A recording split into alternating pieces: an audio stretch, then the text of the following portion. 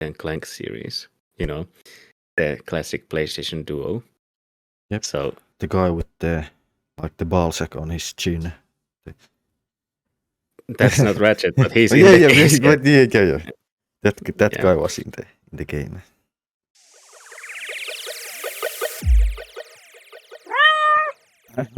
Welcome again, ladies and gentlemen, to our second episode of NPC Experience.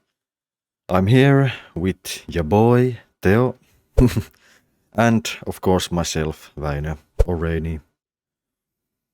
And today's episodes, we talk about a bit about our first episode, to be honest, because it was kind of our first time recording an podcast episode. And what are your thoughts, Theo? Tell me. Well, since we are, arguably amateurs at this, I think we did pretty good, everything considered. But we obviously have a lot to improve. Well, at least some things we can improve. And we did already improve a little bit, I think, for this episode with our technical details. So I hope you guys will enjoy, especially the audio quality this time around. Hopefully, at least. Hopefully it's better. I can't promise it. And I think last time we didn't even talk about what our podcast was about. We were too excited to just start it. So maybe an introduction should be in order now. So we are NPC Experience. We talk about pretty much everything at the start. We will start about games, memes, maybe all that pop culture stuff, and maybe we can start to change to like movies, maybe some, well, not politics. We're not going to talk about those. Oh, that's a kind of worms we don't want to open. Never. Or maybe some like traveling, food, all that fancy. Hot takes. Yeah, maybe some trash takes on that. We'll see. Oh, that would be a good section of this show called Trash Takes. Yeah. Yeah. Not totally original.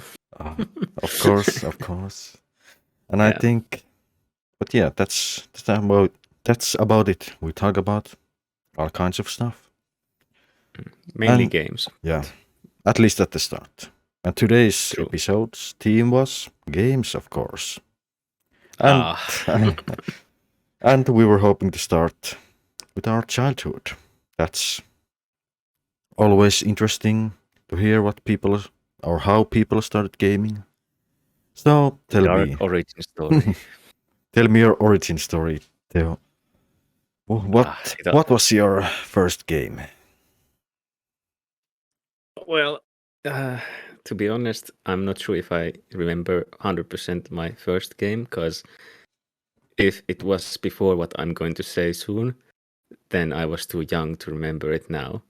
But the first game I do remember playing was when I first got my first ever device to game on, the good old PlayStation 2. And the first game, I believe, was one from the first 3 games in Ratchet and Clank series. You know, the classic PlayStation duo. Yep. So the guy with the ball sack on his chin. That's not Ratchet, but he's in the case. Yeah. That guy was in the game. Well, what an ass he was. But anyway, were you going to say something? Oh yeah, I was thinking just his name. It was Captain Quark or something. Yeah, Quark. Yeah, Quark. But okay, I will not roast his name. Okay, so, but I think my first game was from that series, either the third or maybe the first one. I'm not sure. It could be either one, honestly. I remember sucking at either one also, since I was, well, just 6 years old or something. So, but my first game was definitely one of those first Ratchet games. How about you? I'm not too sure about myself, to be honest. because like when I first our first like console was PlayStation 2 again, but I think mostly my brother played it. They played like those rally games and all Ah, those. Then I think our parents sold the PS2, and then we had some Game Boys. And the first game I remember playing was Pokemon Gold, the second generation. And when I first started, I didn't know English or anything about the game.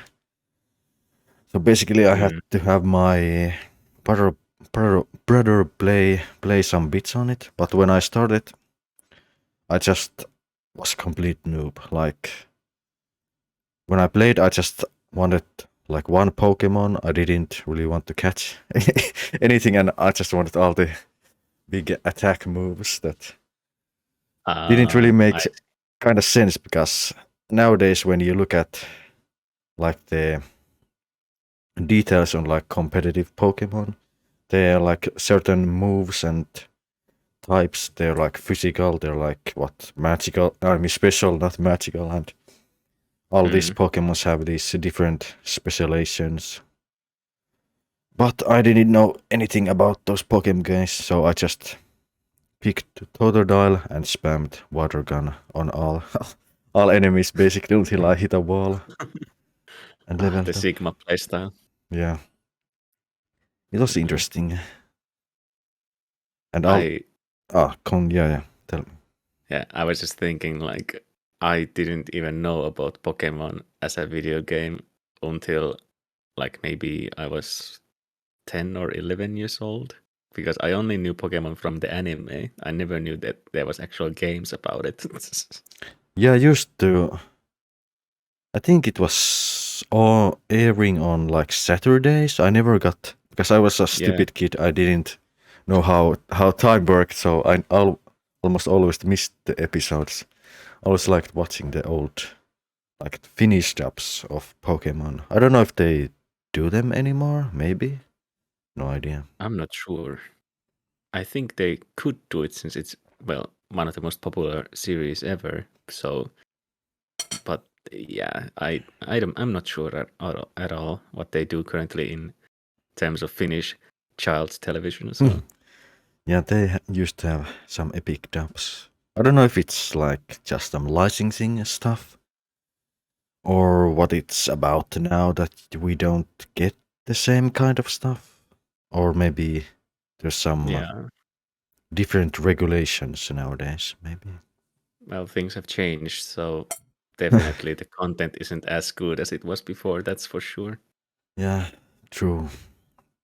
Like this good old show, you remember, Biker Mice from Mars. Of course, the good old. Especially, yeah, especially the Finnish dub was quite rowdy. Let's just say that. So Yeah, people would just, yeah, it had tons of like what's it in English? Two-minded stuff. Not that's not the word. suggestive. Yeah, suggestive, like suggestive adult stuff. a lot, to be honest. But we were kids, so we didn't even know what half of But it that was stuff. funny. Yeah, half of what that stuff meant. Ah, What were some other games that I? Did you have any other childhood games you wanted to talk about? Maybe. well. I think I can easily go talk about the big three on PlayStation during my childhood, which were Ratchet and Clank, as I said, Jack and Daxter, Oh and yeah. Sly Cooper. So those were definitely the three biggest things for me and many others during the PlayStation 2 era of gaming. And honestly, this current age has nothing like those three, in my opinion. I mean, yeah, we get great content, great games these days, obviously, because we've come so far. But it feels like there's not the same kind of soul anymore in it all. Like, it's difficult to explain since many people nowadays haven't experienced the same things, obviously. But something about those three different franchises just perfectly tell about the age that, well, many young people had at that time in their gaming. Yeah, I was kind of curious about it. I have played all like Jack and Dexter, Sly Cooper. I did play those two. Yeah. I think maybe when they weren't released like immediately. I was a bit late on those, like a few years after the release. Yeah, me too. But another thing that like kind of interests me is what is the gaming experience of like today's kids, to be honest. Because we had like like you said, PlayStation 2. We had this epic like stylized games like Sly Cooper and Jack and Dexter, but what do modern kids play? Like they can't all be playing like Fortnite, or what do you think? Unfortunately, I think many do actually play Fortnite and other such games mostly these days. Like, but there must be like a new breed of like games made for like kids, like the Sly Cooper and all those.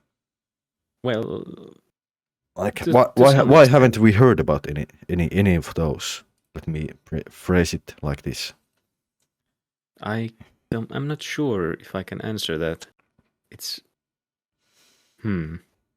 maybe the critiques that games receive these days, they are obviously kids don't critique games, so we don't get their perspective. So I think it's because back then the critiquing was also different, and like information didn't proceed like it like it does now.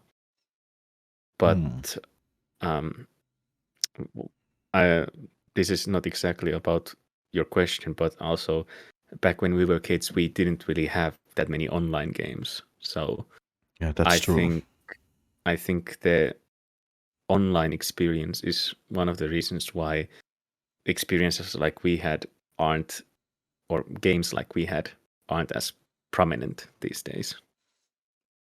It's hard to say. So overall, like games have improved, but the kids have been like they are lacking the same kind of experiences. Yeah, they're like more towards like these battle pass systems and all of those. Or like and more safe content. Yeah, like they're easier to target, I guess. Maybe. I can't really say.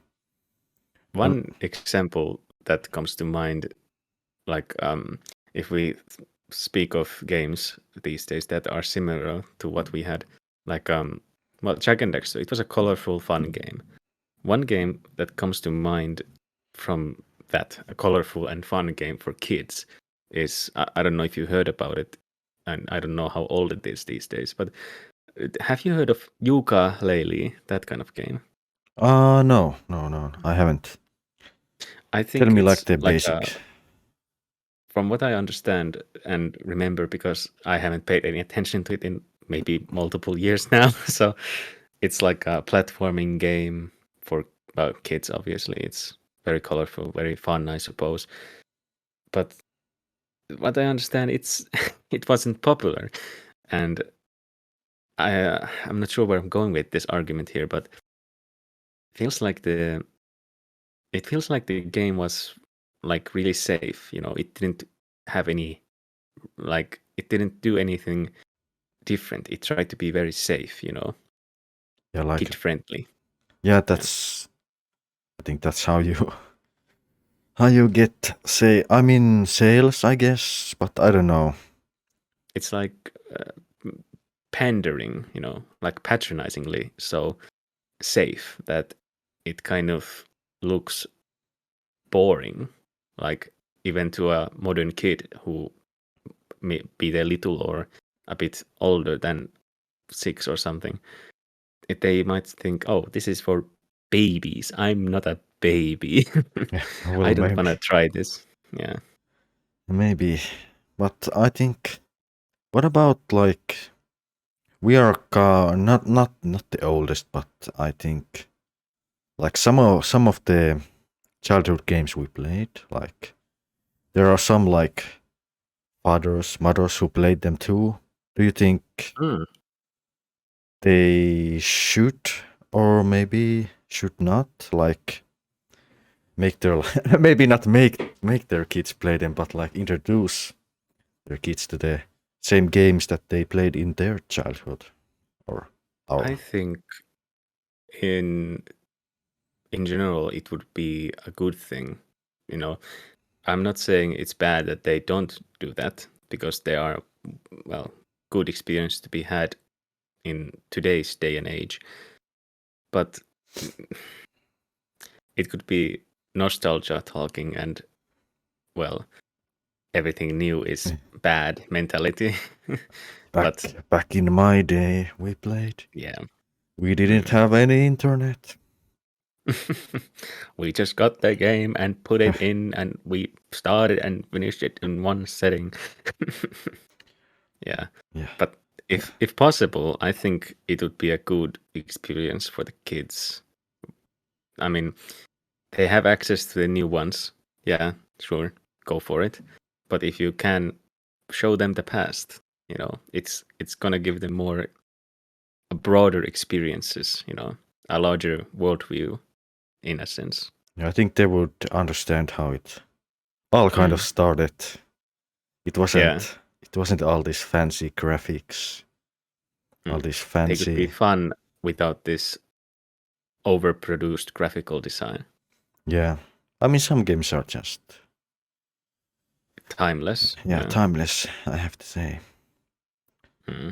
That brings me to another childhood thing. I don't know if you had this, but do you know the magazine like Microbit? Like, oh yeah, that yeah. It used to have like these discs that had a lot of different games.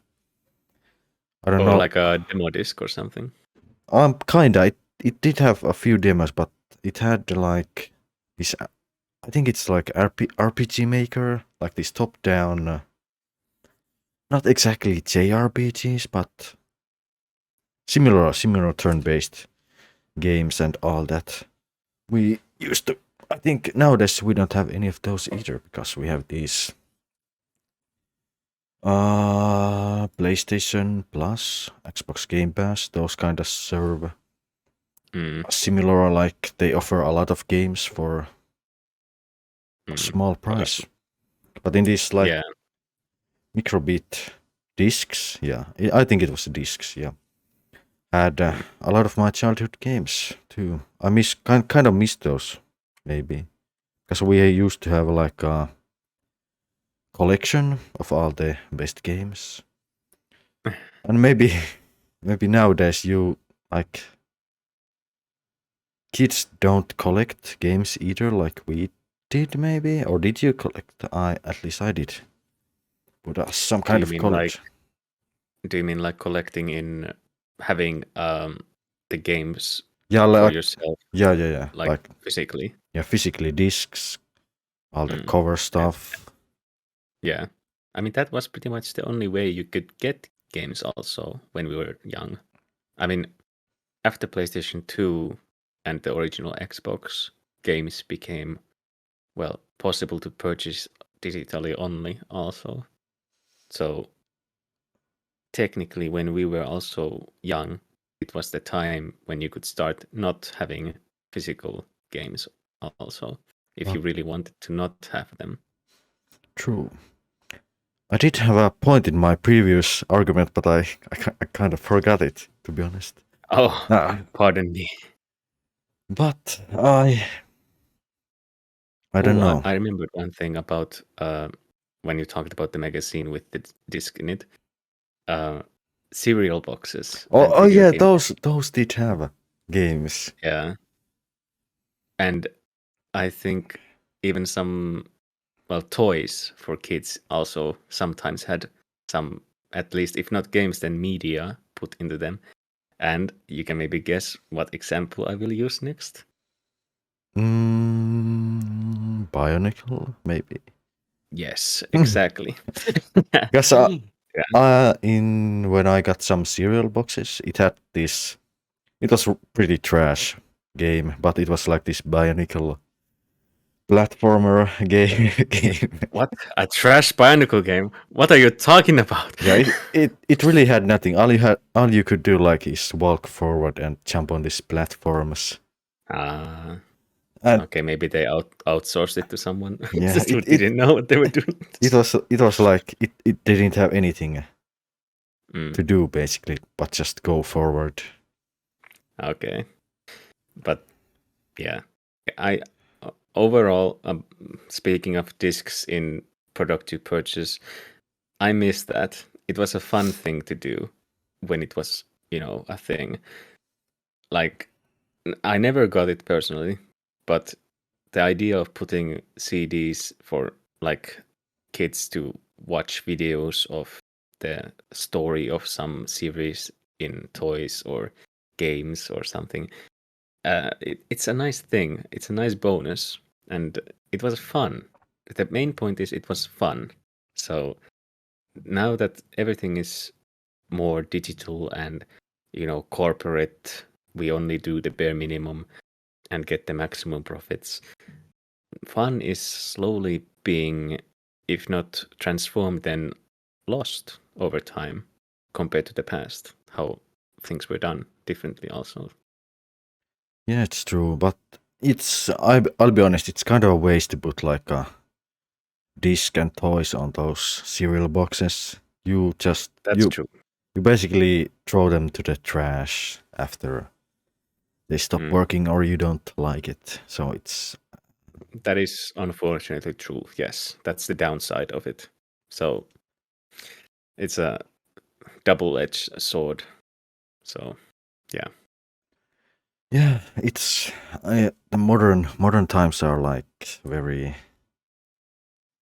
complicated to say the least. But well, when hasn't everything been complicated? So, yeah, but yeah.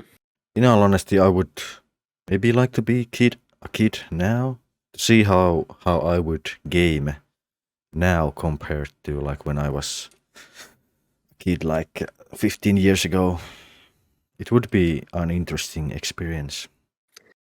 I think if I could choose, I wish I was a kid before I was I wish I was a kid earlier than I was, because then I could enjoy I could enjoy the original release of Jak and Daxter, Ratchet and Clank, Sly Cooper with some more developed brains, so I could remember those things and not suck like I did when I was a kid. I mean, yeah. maybe I don't know about earlier, but maybe that wouldn't honestly. I think like in the 90s, it wouldn't interest me because there wouldn't be a much of a choice. Like there's Mario and all that. But I mean, not super much older, just a couple years older. Oh yeah, you mean like in the early 2000? Yeah. Yeah. Maybe. That's all I mean. Yeah. Yeah, maybe. But yeah, it's not a big. Yeah. Just say. If you were saying something. That's what I was just saying. It's not a big thing. I'm still glad of the time period I was born. So. Yeah, we were having an easier time maybe than the previous people, to be honest. Yeah, I agree. But yes. What were you saying? No, I was gonna say, should we consider changing the topic to more personal current games? Yeah, it was today's topic. We had plans to talk about our kind of favorite games. At least somewhat favorite games, but not the all-time best. Our plan But- was to create a grid 3x3. Maybe you've seen it. Some other people have done it before. You basically put 3x3 grid and just put your somewhat favorite games there. And that was today's main point, to talk about our favorite games. And I think we should start with you, maybe. I'm gonna put it on the screen soon. I'll tell you when it's there. And we should maybe introduce what's the game, how it works, and what got you into it. Yeah. Let's put it on the screen. All right. So my first game on this grid is, well, if you have any knowledge of Metal Gear Solid, you've probably heard of Hideo Kojima, the man, the legend himself.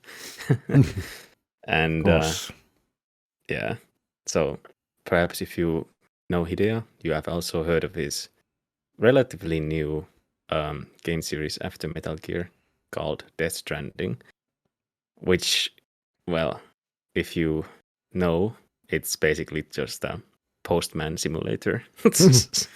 Yeah. So sorry to interrupt, but I saw a lot of like reviews just calling it a walking simulator and all that. Personally, when I saw all this gameplay, it didn't interest me at all. Maybe I don't know. It just didn't hit me. But it's understandable. But yeah. yeah. What do you do in the game? Like the story. What? Basically, it's funnily enough, it's a walking simulator in a post-apocalyptic America. So your main goal is to kind of, as Norman Reedus' character Sam, you're supposed to deliver packages and supplies to people who are disconnected, separated, and slowly you need to kind of reconnect them and in turn reconnect the whole country and perhaps even find a way out of the dystopia you live in.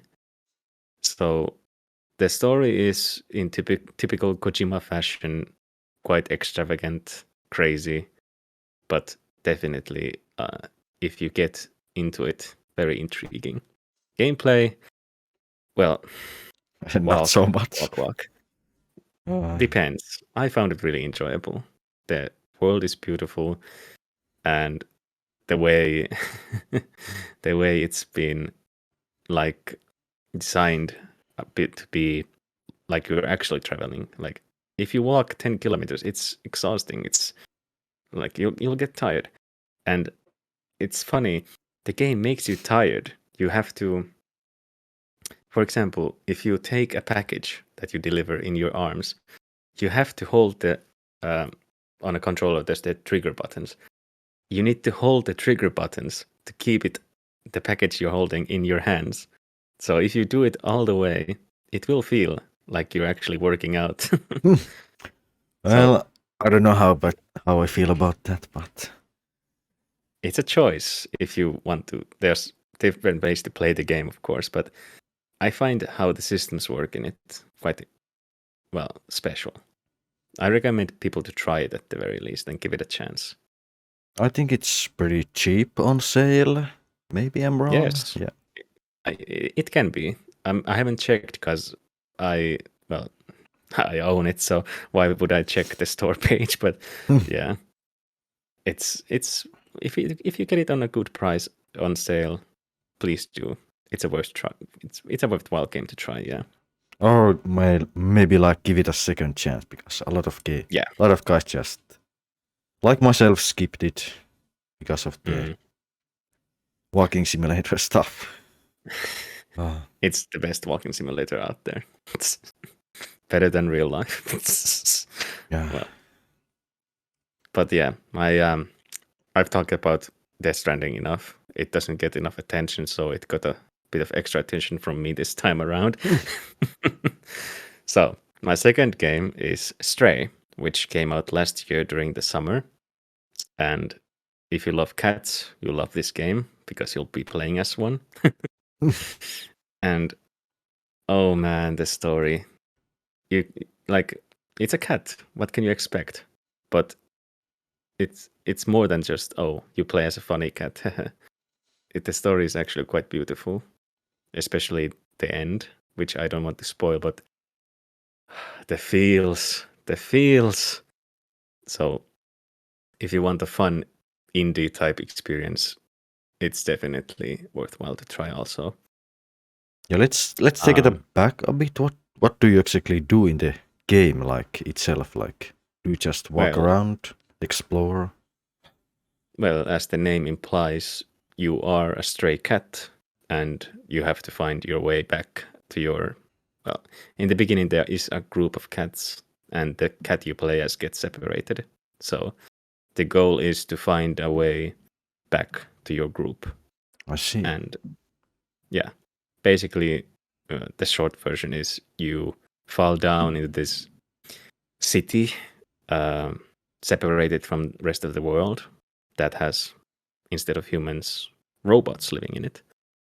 And yeah, you just explore there, find your way out, and yeah, you're a cat, basically. You just chill out and do cat stuff. Yeah, it's a really chill game, but it's not boring, I would say. It can be easy to assume, you're just a cat. What do? You mew and scratch around. But no, it's more than that. But yeah. Moving on from Stray, I put the infamous Cyberpunk 2077 as my third game. This is a quite polarizing game, don't you think? Yeah, I think so. I myself pre-ordered it at the start. Honestly, I didn't have too many bugs or anything like that appear, but it wasn't it had too much hype. It didn't feel fulfilling at the start, at least. Like the world felt empty and all that. Yeah, that's true. It was it was a letdown considering what was promised. But I also didn't have any major bugs, or honestly not any bugs at all when I played it since launch. And I enjoyed it. It was a surprising experience because it wasn't what was promised, of course, but the story and the world, even with their growing pains, let's just say, I found it beautiful. I love cyberpunk as a genre, so I was sold the moment I laid my eyes on this game. And of course, the ever wonderful Keanu Reeves was also introduced as a character in the game, so how could I resist? And we got some great memes out of it too.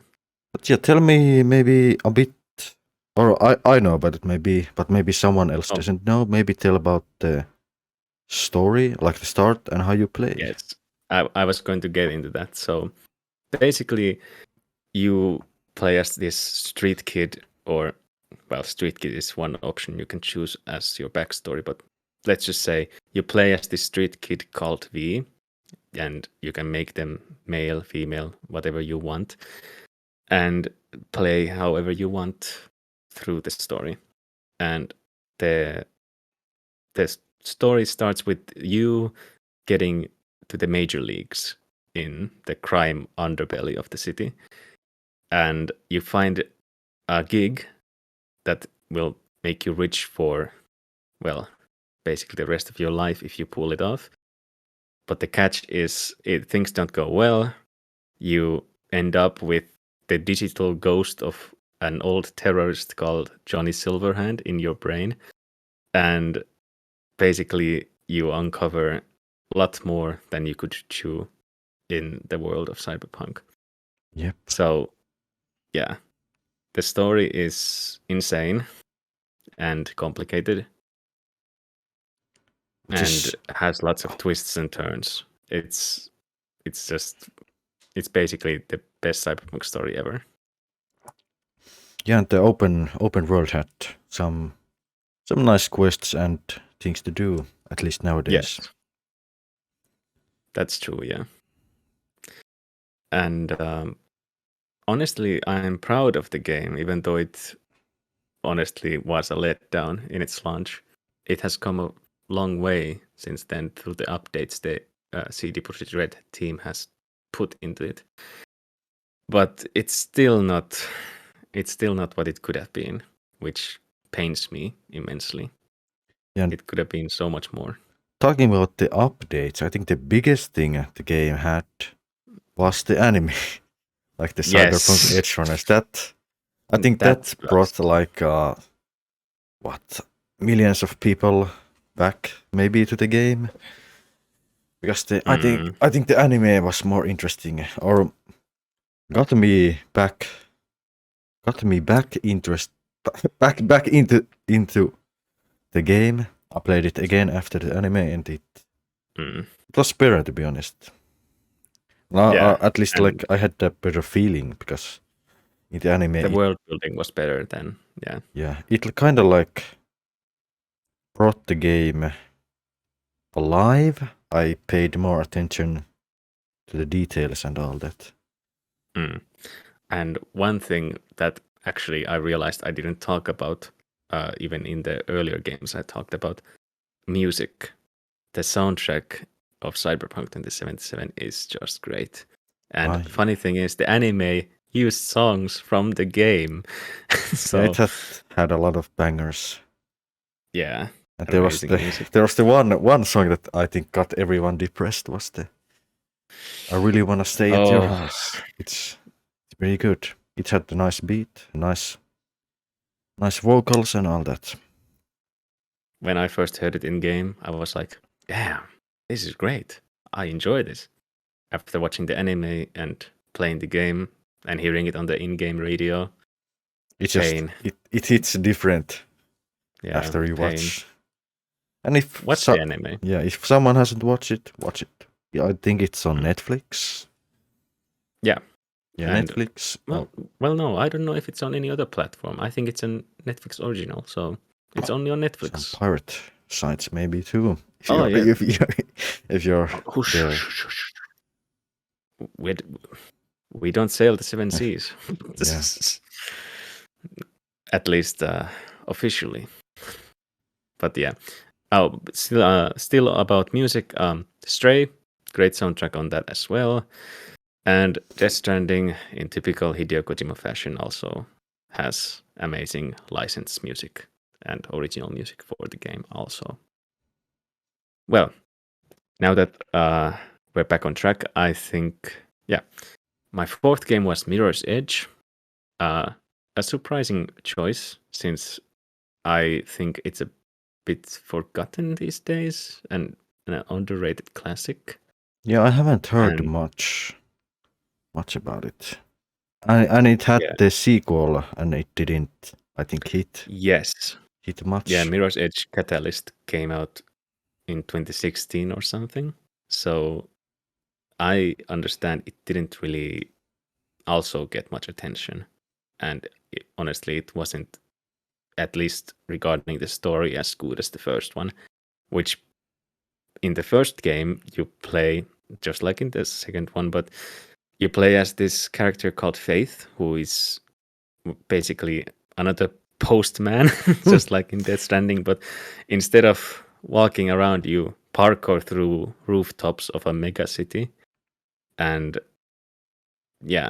through twists and turns, you also end up in a conspiracy plot.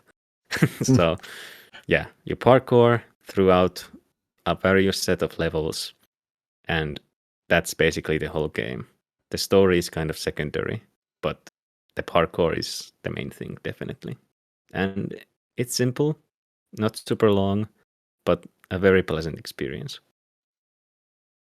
Yeah, and like you said, a bit forgotten. I remember I started it, but I didn't finish it because I forgot about it, honestly. It's kind of forgettable, unfortunately. I should try it again. I remember liking the movement and all that in it. I love the character and the world design in it also. Very good. But speaking of criminally underrated games, the next one is becoming less underrated these days. Yeah. It's my infamous favorite game of 2022, Deep Rock Galactic. Yeah, we talked a bit on the first episode. If you haven't watched it, go watch it. Go watch it. We need more views. Or listening to it, rather. But yeah, so we talked about it a little bit on the previous episode, so I won't talk about it too much here.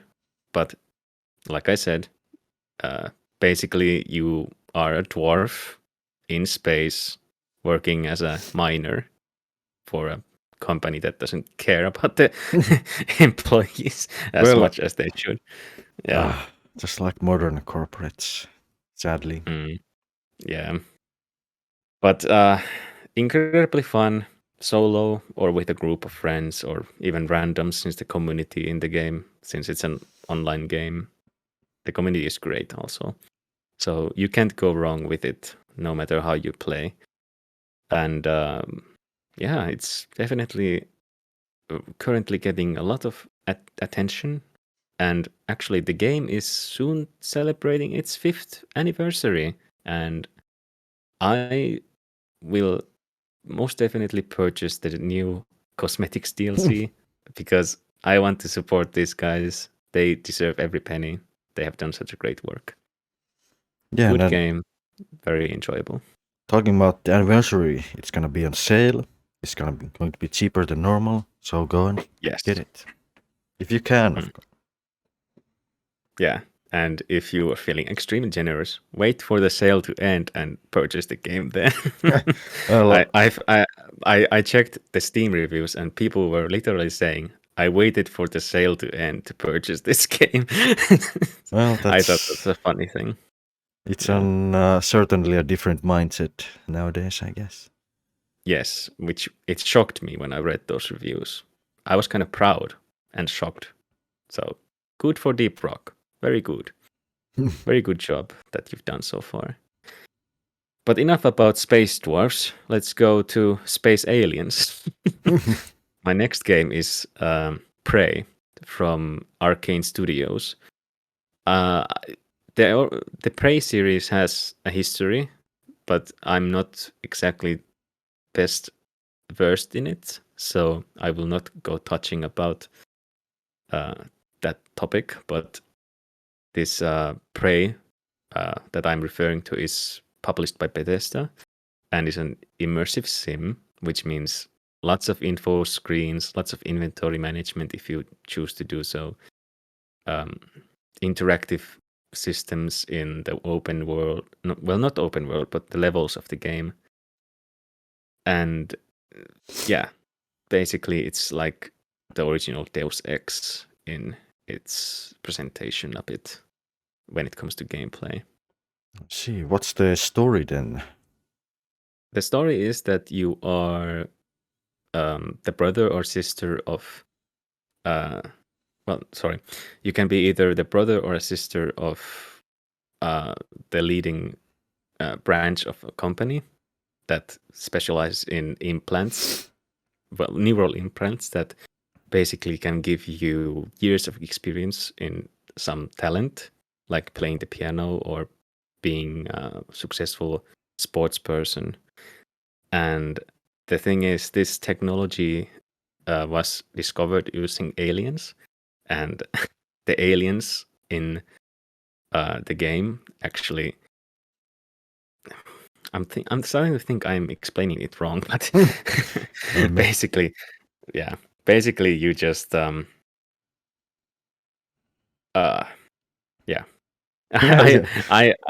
can't explain it good.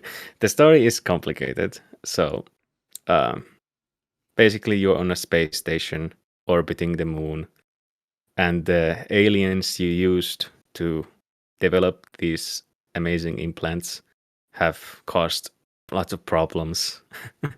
So you have to kind of sort things out. I see. Yeah, it's an underrated game, and people honestly don't talk about it much, just like with Mirror's Edge. So if you get a chance to try it out, I highly recommend it also if you enjoy immersive sims. Those are not for everyone since they are complicated and can be a bit taxing to keep track of things in the world and, the small quirks and details. But enjoyable if you like a bit more, let's just say, refined intellectual experiences. But yeah. Yeah, and I think the game is on the Xbox Game Pass. If you own it, it's kind of Yes, free to I think try, so. to be honest. Yeah, So nothing definitely stopping. try it if you get it on Game Pass. Yeah. And speaking of space, we're going to space once more with No Man's Sky. And Oh, if you know, you know. yeah, It's kind of like with Cyberpunk, but worse. yeah. A lot worse. It had big promises and didn't deliver And them at least on launch. But maybe you but can tell about the current situation. the current situation is the polar opposite, like it was in the beginning. And honestly, Hello Games, the developer of the game, my God, they made the perfect comeback. The game is like it should have been on launch and even better than you could imagine. So much to do, so many new updates, all free. They basically, I think they have done everything they promised at the moment, if I'm not mistaken. But Maybe I don't really play it, so I don't know, to be honest. But yeah, they made huge promises. They didn't deliver, but then they fixed the situation. And honestly, it's respectable. Many times these days, games that are released broken, they are left broken. They are not fixed, and they just take the money and leave it to rot. So Yeah. what they did is respectable, very respectable. And if you want like a deep dive video, Internet Historian has, I think it's Yes, that pretty detailed on how they went and fixed the game. But yes. let's take it back again a bit. But Yeah. what do you do in the game if someone Well, doesn't know? like I said, it's a space game. So the selling point of the game was it's basically the universe in a simulated form. So infinite, well, not infinite, but almost infinite worlds to explore that you can name, you can publish, you can find animals in those planets and build bases, buy spaceships, even frigates, and do space battles. There's a story, but it's definitely not the main point of the game. The main point is just to go and explore the infinite space around you.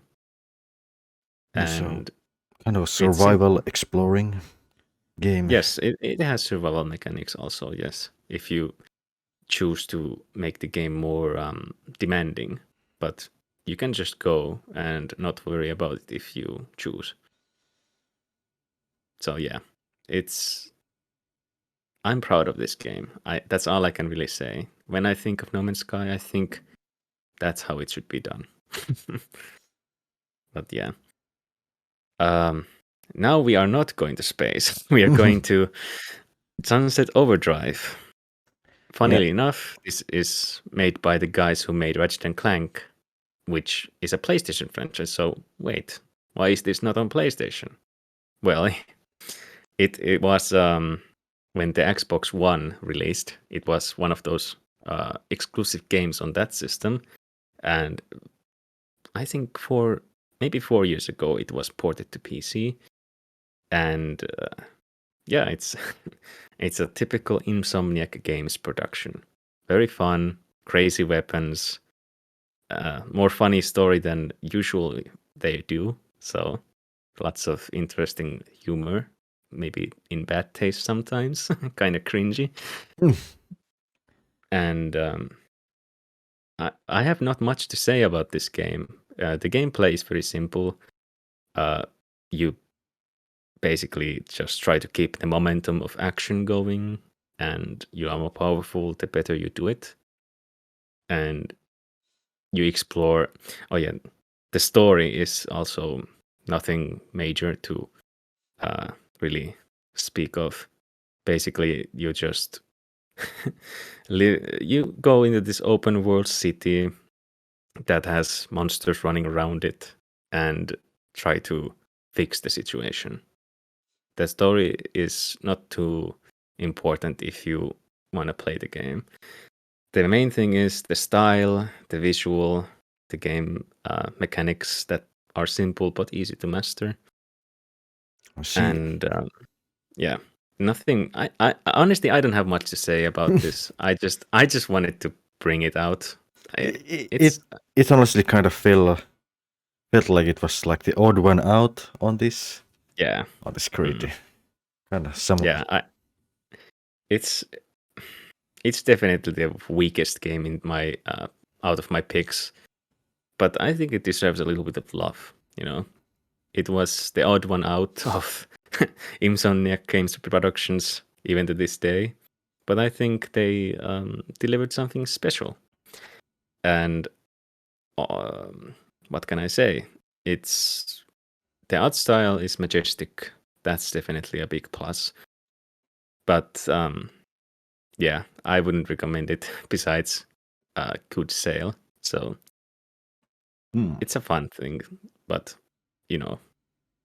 pick it at your own risk. Yeah. But the final game on my grid is Doom Eternal. And if you know Doom, you know serious action, killing demons. The story, well, there's a story these days in Doom, but again, you can ignore it. You just kill demons, have fun. Adrenaline rushes through and through. It's perfect modernized version of a classic game. Yeah. Banger soundtrack. Yes, Mick Gordon was amazing with the Doom soundtrack, which pains me because Doom Eternal kind of kicked his ass. Yeah, it had some kind of controversy. I'm not too deep into it. I also am not sure about all the details, but I think Bethesda really messed with his methods of working on the soundtrack, and they had lots of things to figure out regarding it. But I hope, if not already, that he will get justice for this. He did a great job and he deserves all the credit. So yeah. But what can I say about Doom? It's an essential first-person shooter game. So yeah, just if possible, play it. Yeah, just go and buy it. You won't regret it. It runs great too. I think. I think you always see it on like these benchmark videos. It runs even on like some low-end hardware. It's very nicely optimized and it's fun. It's fun. Yes. What else is there to say? Yeah, it's Doom. You can't go wrong. So this was my grid. I took way too long to explain everything. I think it's fine. It just there are some solid picks there. There are some games that I wouldn't, I guess, touch. To be honest, but to be honest, I was a bit mean on Sunset Overdrive. In my defense, I'm a bit tired. My head can't come up with good explanations anymore. So yeah, but I will not butcher the game any further. It's your turn. What are your picks? Okay, my picks. I think I will show them soon, but I think overall there are some I think you could call them classics now. There are a lot of. Let's just put it on there. To be honest. Awesome. Okay, I have some RPGs and some FPS. That's all I play, to be honest. And you're specialized in those. Yeah, that's where I have most of the fun. And let's start in from the corner. There's Trails in the Sky. It's like the first game of this. I think it's now 11 games, like a series of 11 games. The Legend of Heroes. It's your classic JRPG turn-based combat, and I guess it's kind of split into different arcs. The Sky series is a 3-part series. Then there's a 2-part series of like the Zero and Azure, where you're in the same universe but in a different city. And then there's yeah. Sorry, I just I have to say, when you're talking about same universe but different, it just sounds I like strategy games and such, but honestly, I'm afraid of getting into them because of this. The story and everything seems so complicated, and there's so much you could miss out on if you haven't played from the beginning. So yeah, but it's worth, to be honest. Like the next arc I was gonna talk is like the Cold Steel arc.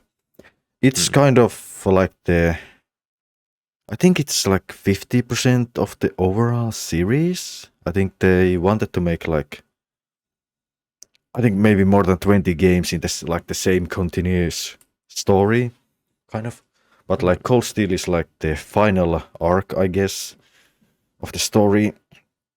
And like the Cold Steel 4, you could just kind of, there's these evil guys. You just kind of put the Avengers together, like all the main characters, like some of the side characters from the previous games, just all come together, and you see how they improve, and you can use their improved versions and all that to defeat the big evil guys.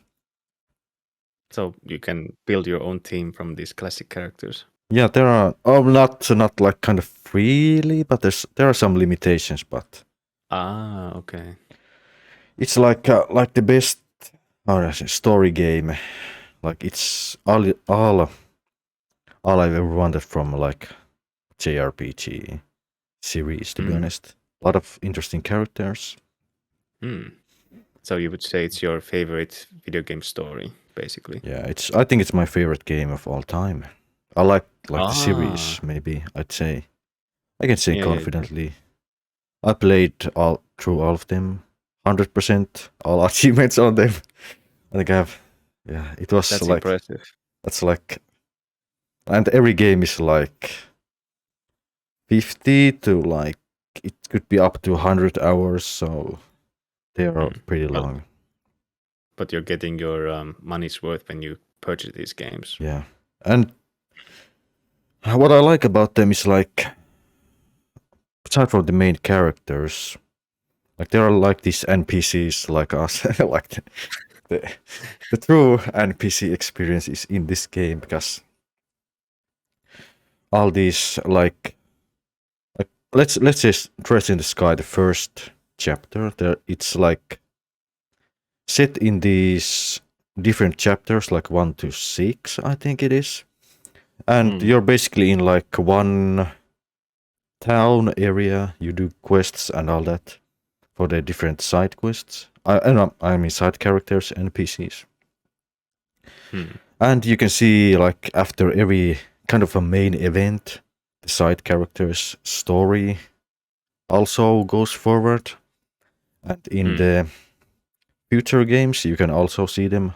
Like there's 3 games in the Trails saga, and in the second one, if you like did certain quests and all that in the first one, you can see how they affect. There's some different dialogue and all that in the second game. And so the progression of characters is, well, excellent, basically, across the games. Even on like some minor characters, it's just very. I haven't seen any game do it like this. Like I could talk about it. Tell me. Yeah, I'm terribly sorry. I just I like I like it that you told this because I find it interesting that someone puts effort into like even the side characters, that they progress in the series with the player character, of course. It's rare. It's really rare. Yeah, it's what was I saying? I'm terribly sorry. Now I'm just kind of, but yeah, I could talk about trails for hours. Maybe there's so much lore, and Trails episode in the future, maybe. maybe if you play all the games, we can talk about it. But it has Perhaps. like all these organizations, all these countries, and they all. It's just you can just see. You can see like the events from all perspectives, to be honest, and it's kind of interesting. But just buy it. If you like maybe Persona, maybe you can start from the Cold Steel series, like 1 and 2. It can be like somewhat of a modern experience, but the older games can be a bit jank. They have the better story, at least in my opinion, but there are some hardcore fans that always argue. But I won't talk about that. Just buy The Legend of Heroes if you can. Best JRPG in my opinion. I really need to get into more JRPGs myself someday. Yeah, I think the biggest thing is like the combat is a bit slow because it's turn-based. So and you need to be kind of big brain to play the game. yeah, like I mean, there's like more text on the game than like the Lord of the Rings books. So it's wait, for real? Yeah, it's kind of a very text heavy. Like it's if you count like the side character stuff and all that. But you should always check on the side characters if you play. Like after every event, they have some hidden missions and all that. Hidden items you can get. But enough about my sales speech. I think that's all right. That's kind of enough. I think the next game I have is a pretty popular one. Mass Effect. I think everyone knows Shepard, our favorite space hero. Will bang, okay. Yeah. And the very good like Machinimas. I think it was Manslayer who did them. Yeah, I think. Yeah. I don't think he does them for Mass Effect anymore, but they were. I'm not sure. Yeah, classics. Basically, there's like this dark space invader thing coming that I don't know if I should spoil it or not, but basically there's some bad guys. Like Shepard sees like some bad guys will be coming in the future, and your objective is basically to just get everyone to work together to defeat these guys. Is like the main point of this trilogy. It has 3 games. So basically Avengers Assemble with extra steps. No, well, kind of. You can like in the last game where you go to the final battle, you can gather allies, and your decisions from the previous games kind of decide how many allies you have by the final battle. If you don't have like enough, you will get the bad ending.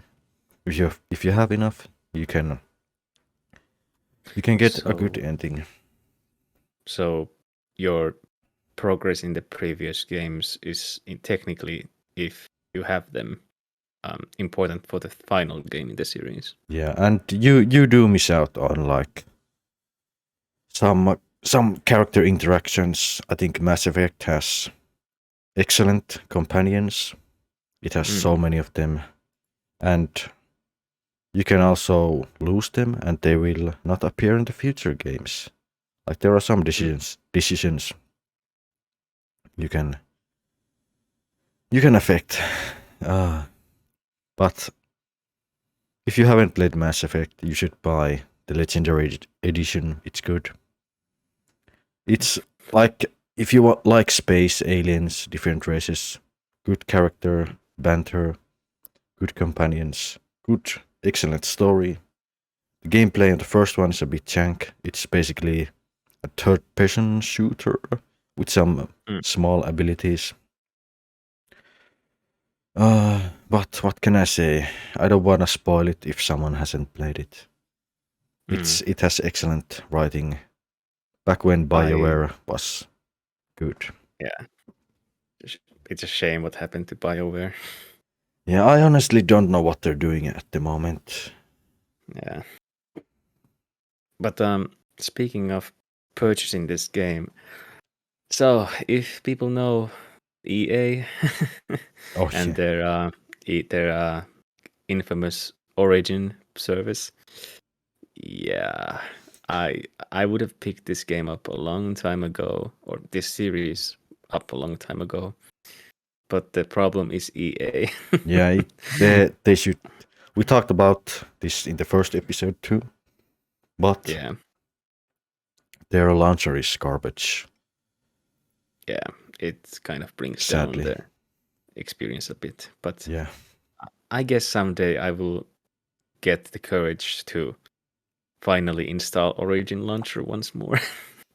yeah, it's definitely worth it just for the Mass Effect. It's if someone hasn't played it, they're missing out, to be honest. I'm one of them. Shame. We can fix that. But moving on to the next game. All right. I think this game is just like slightly behind Trails as my favorite of all time. Oh. Dragon Age Origins. Again, a BioWare game with excellent writing. Is there a pattern here? Yeah, of course, all the good story games.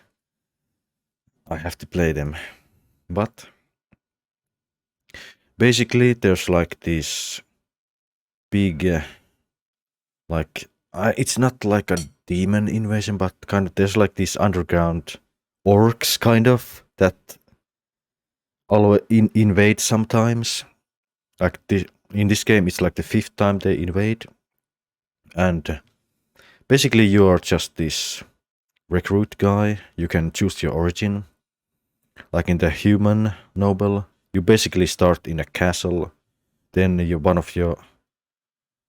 of your father's friends kind of basically betrays you and murders everyone in the castle, and then there's these Grey Wardens that are like these specialized warriors that drink the orc's blood, so they can like kill the leader of these orcs. Like you can't kill it otherwise. You have to kind of be like them. But basically, these Grey Wardens recruit you. Like when the recruiter guy is helping you in the castle, and he kind of like forces you to join them, so that the man who like betrays you can't touch you, because the Grey Wardens are kind of like this, not the neutral faction, but kind of this. They can boss people around when the orcs come. That's their job basically. But yeah, on the way you kind of meet your lovely companions, like in Mass Effect. It has excellent banter, excellent.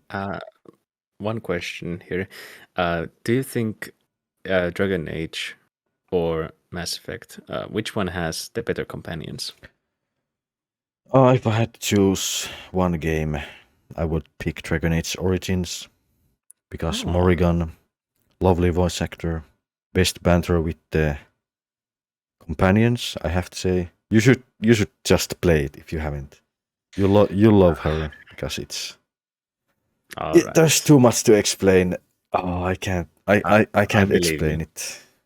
I trust you. It takes like an hour to explain. But basically, in the game you just gather these companions. Then you go to these different guys, dwarves, elves, and you just gather them together and just beat the bad guys, kind of like in Mass Effect, to be honest. Mass Effect, but medieval. Yeah, kind of. And Okay. speaking of elves and dwarves, you can start play as them, and your story, like your start story, is different. In the dwarves, you kind of are in the middle of like between some dwarf nobles fighting. In the elf, you could be like this wood elf or kind of Dalish elf, they call them. You're in the like these clans in the woods, and as a city elf, you're like in this bad like, what do you call it, residence area in the main city where you're treated like shit. Yeah, slums. Yeah, that's the word.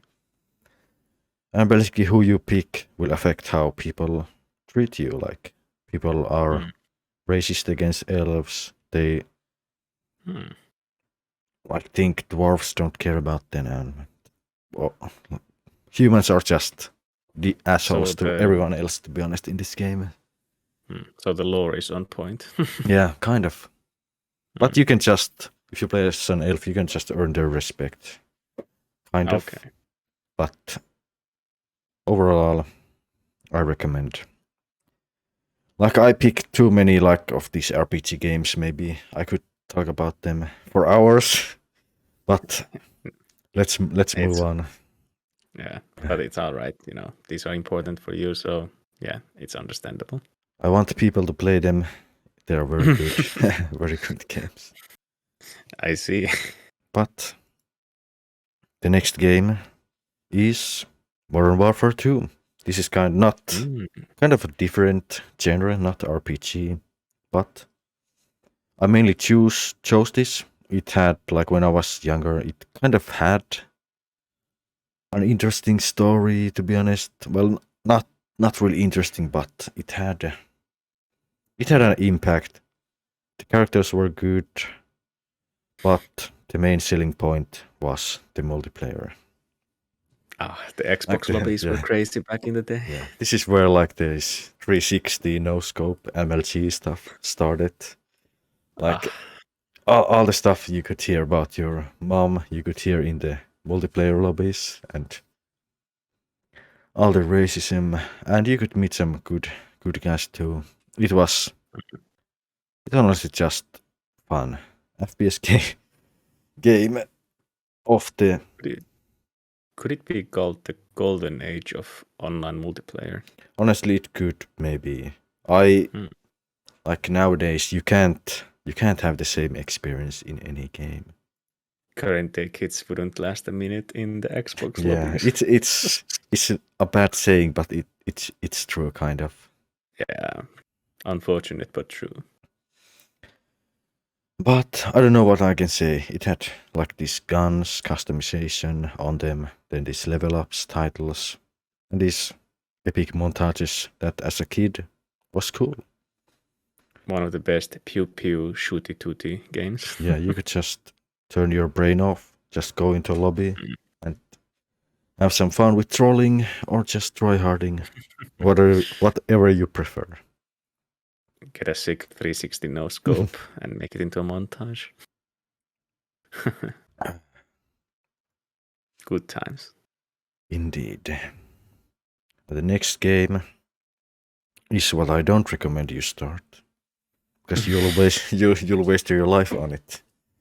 It's Final Fantasy XIV, the critically acclaimed MMORPG that includes a free trial with the first expansion. Award-winning expansion, Heavensward. Is this a sales pitch? Yeah, it's like a meme like copy-paste meme that people just post around. Oh, wait, for real? Yeah, it was a thing when people moved from World of Warcraft to Final Fantasy, they were just posting this stuff all the time. Okay, that's funny. But basically, the game is like WoW, an MMORPG. You just create a character. There's a story you can follow or not follow if you care about it. Some people do, some people don't. Hmm. and you just do stuff in it. You fight boss battles, raids. You can just ERP Rage. and I don't know, just chill out and listen to the great soundtrack.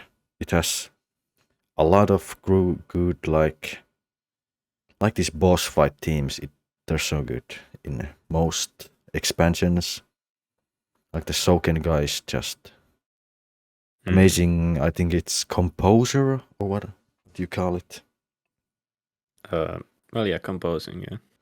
Yeah, just makes like the most of the music, not all, but the most of the music in the game. Okay. But I think enough people know about the game. I don't have to talk about it. I wasted more of my life on it than I should have, maybe, but it was worth it. It's not wasted time if you enjoy it. So. Yeah, but moving on to the next one. I think a lot of people know it. Witcher 3, The Wild Hunt.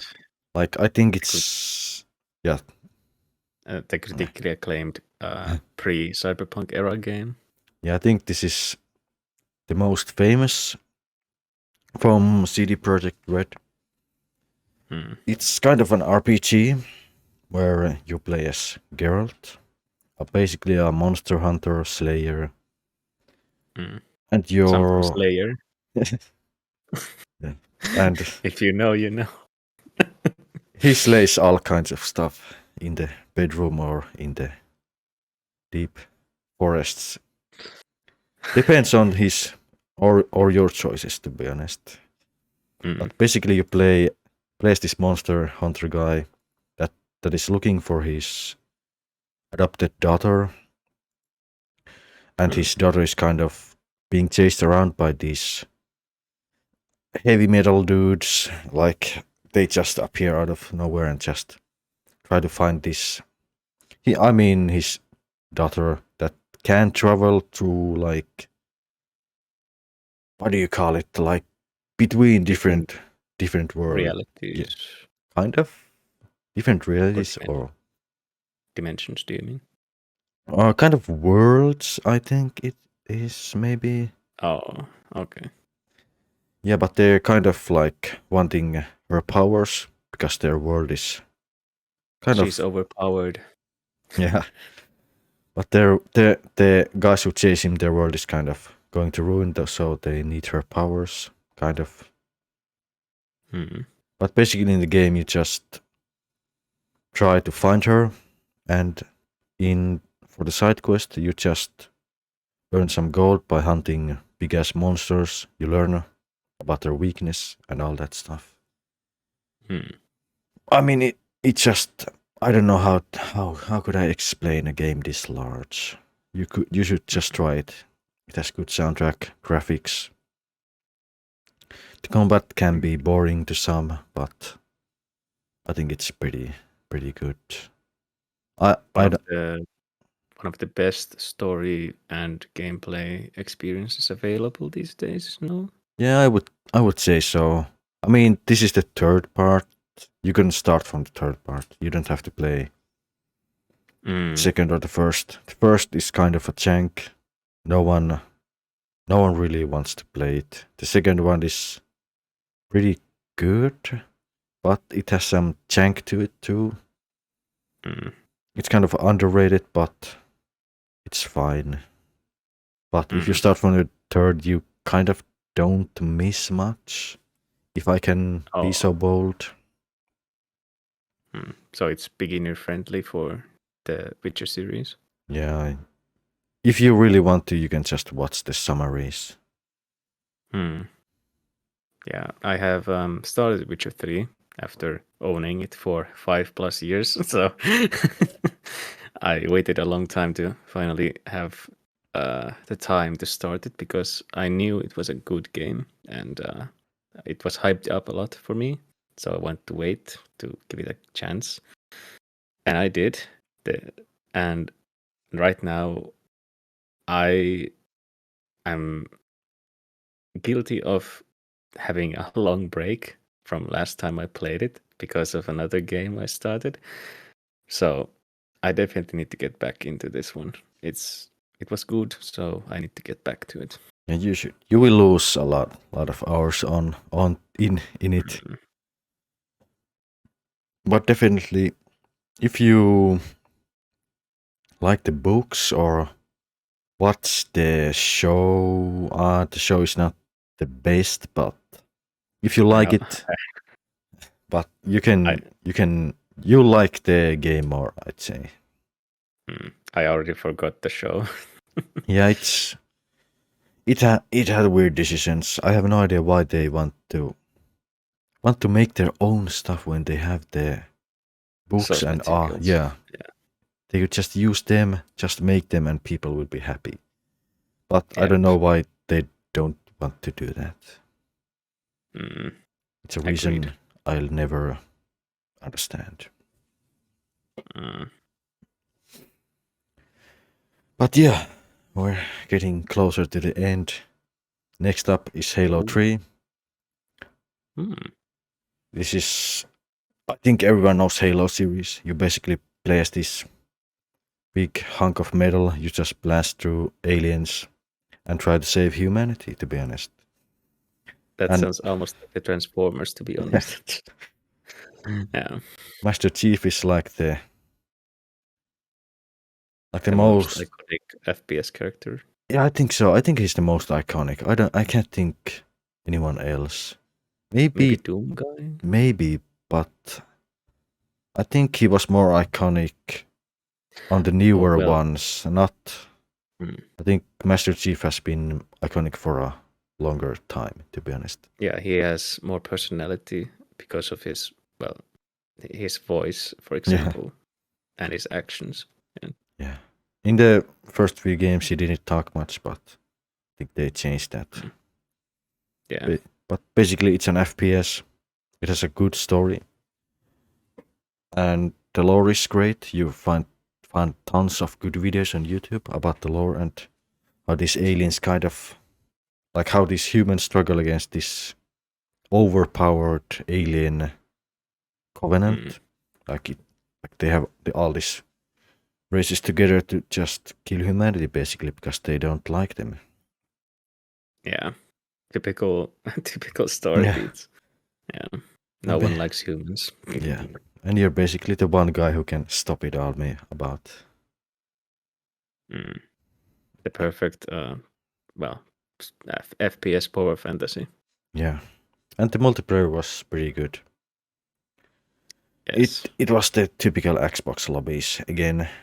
I don't want to repeat what I said, but basically like these MV Modern Warfare 2 lobbies all over again. Maybe a bit less on some cases, but yeah, they were more civilized from what I understand in Halo. Kind of. There were some who were, some who weren't, like in all games, to be honest. Well, yeah, that's true.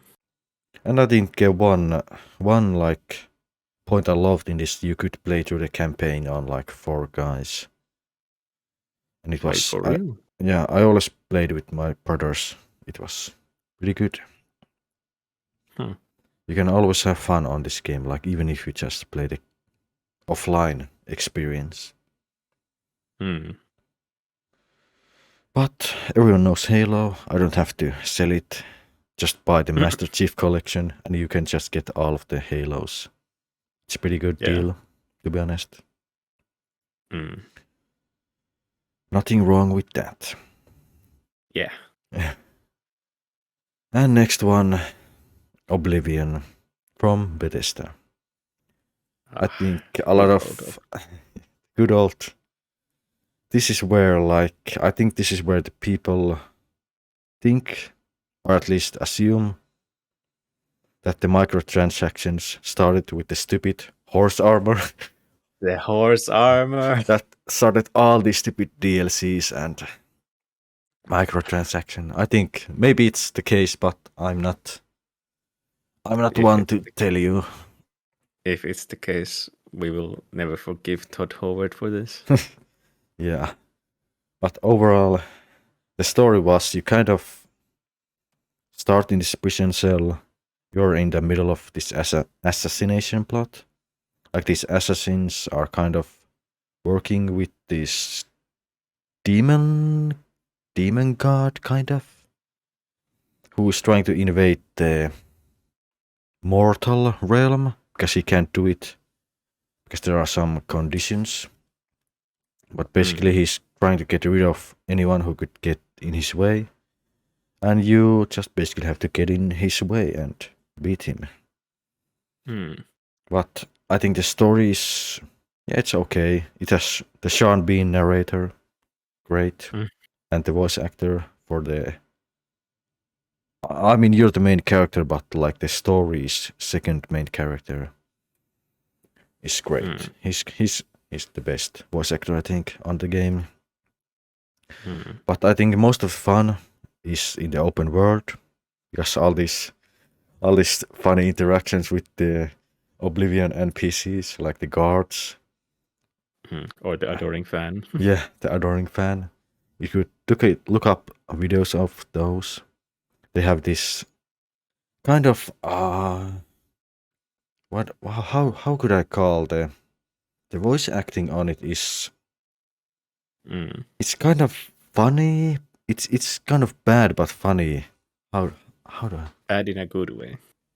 Yeah, in a good way. It's I don't know how to explain it, to be honest. It's just a weird experience where you can. It's unique. Yeah, unique. I think that's a good word to describe it. But yeah, it has like all these magic swords, bows, you name it. You can play how you like. One of the best original Western RPGs. Yeah. Yeah, I would say so. It's funny. It has tons to do. If you haven't played Oblivion, I think you should give it a try. It has. I haven't personally played Oblivion, but I understand that it kind of. Is it too much to say that it pioneered the open world gameplay experience a bit? I would say so. It had a lot of good ideas and some bad ones. Like a lot of the dungeons were very similar. Like the scaling of the enemies were kind of weird. If you level up the wrong way, you get weaker, kind of. Wait, you can play the game the wrong way? Kind of. You have to kind of try hard to play the wrong way, but you can always just like lower the difficulty to the novice, where you can just play how you like. Or that standard quick save, quick load combo. Yeah. I mean, you can just on the go just sweep the difficulty. It doesn't affect anything, I think. Achievements, choices, it affects nothing. So if you just come across a tough spot, you just lower the difficulty. Because there's some bullshit there. Because it's an older game. Yeah, Always love I can those. see that. But yeah, there's a lot of memes. I think a lot of people have seen them. Like the Oblivion guards, stop right there, you criminal scum, and all those. I think I don't know what the channel was called, like Bacon something, but it had these small, funny interactions with the NPCs. I think if someone wants to see them, you can just check them out yourself. A lot of meme material. I remember that one guy, I don't remember his name in YouTube, but he makes a perfect impression of some of the NPCs in the game. And the guard especially. Like in one skit he does this impression of the guard, and it's funny how he makes the movements of the characters, and he jumps into this swimming pool, and yeah, the dialogue definitely shows in his improvisation too. Yeah, Oblivion was good. Just for the memes. Just play it. Yes. And there's like a shit ton of mods. It's been out for a while. People, I think, still mod to it. And that's how you fix the game also. Yeah. And I think they're like kind of remaking the Oblivion in the Skyrim engine. Like the Sky Oblivion. Yeah. It was called Sky Oblivion. It was like, how long has it been? Like years in the making with some full-time guys. I think so. Yeah, I don't know how it will turn out, but hopefully it will be good and we can play Oblivion again. Maybe it won't be as charming as the old one. We'll see. Yeah, we shall see. But perhaps we could talk about modding of games in the future also. It's a big topic, especially with Skyrim and, well, Bethesda games. Yeah, I think so. On short topic, I think it's great that like Skyrim and Oblivion like had the tools to make a lot of good stuff. Like people just made expansions worth of stuff in Skyrim and all that. So it should really kind of be a standard nowadays to just kind of give the community the tools and they will do some great stuff and everyone's happy, to be honest. Yeah. But yeah, last on my list is my most recent game, Persona 5. Last year it released on PC, I think, yeah. And basically it's a JRPG. You play as this high school guy and you can invade people's like consciousness and you can like change their thinking, kind of like there's this bad guy, you go into his like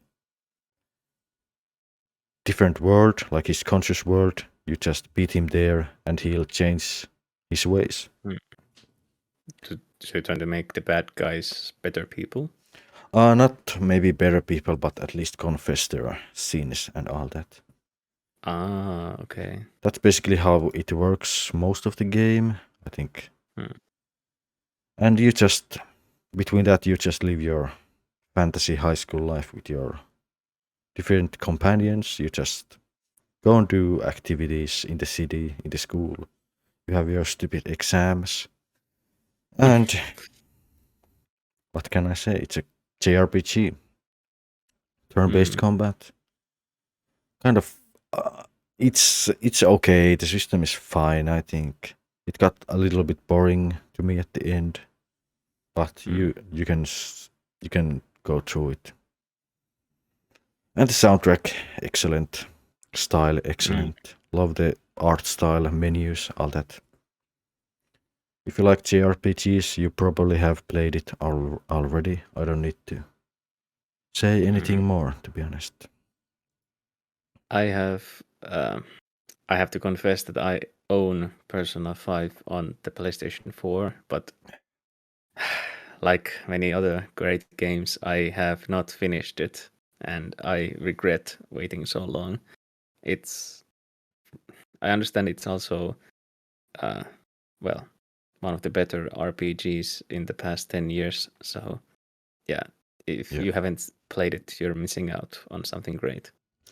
Yeah, did you have like the original one or the Royal? Yeah. The original. You should maybe get the Royal Edition. It has a lot of like improved quality of life stuff. It's worth it. Oh, well, I need to consider that. Yeah, it's a shame though.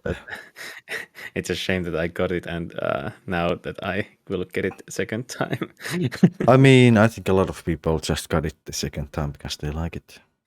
It had worthy enough improvements, I would say. Okay, I trust you. But yeah, that's all my games. RPGs mostly, and a few FPS games. I like good story. I like good companions. What can I say? I see you're very focused on games with, stories. Yeah, it like A game needs to have, at least an RPG needs to have a good story. Otherwise, it won't make any of my lists or any of Mm. other people's lists. No one will care. I think so. If you don't have at least some kind of good writing, be it comedy Yeah. or like tier jerker story, whatever you call it, can be that Yeah. or anything. I find it interesting because the games I picked, most of them all had, well, I'd say good stories, but it's interesting because I picked most of the games because of the gameplay experiences instead.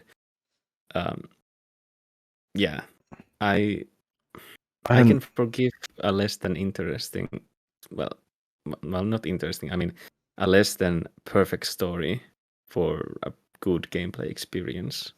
So, yeah. I think I maybe worded it wrong. I wouldn't say like the best story, but I think the writing itself, like I think it should be good. Yeah. I think For recently. me, yep. So yeah, continue. You can say. Yeah, sorry. Just for me, it's a plus if the writing is perfect. So obviously, if the writing is of very good quality, it's always a great thing to have. But I guess I have turned into this gameplay first person over the years. I So, think you should change. maybe try. yeah, You'll find more perhaps. enjoyment if you follow the stories. To be honest, or at least a change of pace. Yeah, perhaps you're right. But yeah, but sorry, I interrupted you. So. yeah, I was just gonna mention the recent Forspoken game where Oh, I think the dialogue was just bad. I don't know why the main character talks like he does. I mean, she does. It just I don't want to go too deep into it. You've seen yeah. videos on it. It's a whole thing itself, yeah. Yeah, maybe we can just forget it exists. At least I didn't get it, thankfully. Yeah. Yeah. But I Do you think have anything to add? I don't think so. This has been a bit longer than usual, to be honest. A lot Well, it's longer. only the second episode, so Yeah. hard to say usual. But we were aiming for like about 1 hour episode, and this is almost 2 hours. But well, yeah, we had a lot to say. yeah, of course. One thing I must say, I'm so sorry for my dialogue in this episode. I've been a bit tired today all day, so some things I wanted to say I probably said not so ideally. I'm terribly sorry. Yeah, I I'll think try to do better. we should maybe move the recording to a bit earlier. I think we started at Yeah. 10 p.m. late at night. Ooh. So Well, almost. Yeah. yeah, almost. But I think we can wrap this episode up unless you have something to say. Well, I already apologized. I'm trying to think of anything of importance. Oh yeah, I think we should. I think our first episode we didn't really have any like PR or anything much, but I think it like got a decent support. I didn't expect any Yeah. of it, to be honest. Like Yeah, I it was, got a surprising amount of views in a relatively short time. yeah, like we don't have any like notable previous channels or any social Yeah. media stuff. We just came out Or of any, thin air. yeah, and it got received quite well, I think. Yeah, I think it was fine. I didn't expect it, and hopefully we will improve. I promised I'd improve the quality of the audio on this episode, but I We don't shall think see. it worked quite well as I hoped. Maybe you'll see the same jank stuff as the previous one. But I promised at least by episode like 10 or so, we will have it perfected. Hopefully. Maybe. Oh, and I also want to comment on this thing on my end. The camera I used to record, I noticed that I tend to kind of be like this. So we're looking in in the same direction or something. Kind of. So I should be more like this in the future. I need to remember don't that. think it matters too much. If Yeah, someone's but if watching, someone's watching Yeah. it might look a bit funny that we're looking in the same direction when we're maybe Yeah. we'll see. Yeah. But thanks for watching. And if you we watch, hope you will. I'm sorry. If you made it this far, we hope you continue watching. And what else? What did you want to say? Something? I'm going to be quiet from this on. Okay. Anyway, again, thanks for watching. Hope to see you in the future. Thank you. And yeah, I think this is the end of this episode. And Or is it? Or is it? Maybe we'll just delay because we don't know what to talk about. We'll see. Yeah. Nah, we'll see you next time. But We hope anyways, you enjoyed. Thank you. I'm your host, Väinö, and next to me is your boy, Teo. We'll see you next week, maybe. No, see two. you next time. Yeah, next time, I would say.